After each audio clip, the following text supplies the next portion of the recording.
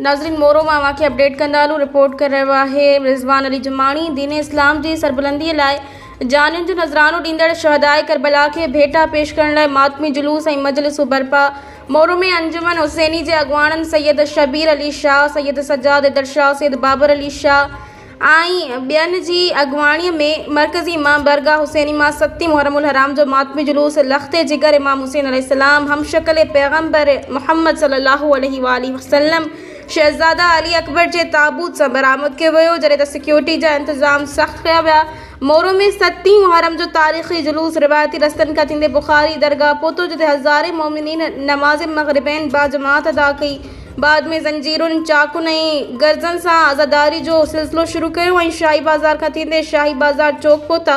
जिते मजलिस आज़ा बर्पा कई वई, जंहिंखे अल्लामा औशाक अली आमिर ख़िताब कंदे चयो त वाक़िआ करबला बि अहिड़ी तारीख़ी सचाई जो रोशन मिसाल आहे, जिते हिकु तरफ़ ताक़त, फ़ौज, दौलत ऐं दुनियावी हुकूमत हुई ऐं ॿी तरफ़ असूल, ईमान, इख़लाक़ ऐं सचाई हुई। करबला रुगो इस्लामी तारीख़ जो वाक़िओ न आहे, बल्कि इंसानियत जी तारीख़ जो अहिड़ो दर्दनाक बाब आहे जेको सदियुनि खां माण्हुनि जे ज़मीर खे झंझोड़े थो ऐं हर दौर जे ज़ालिम हाकिम आड़ो बीठल सचाई जी हिकु अणमुठ निशानी तोड़ रहियो आहे।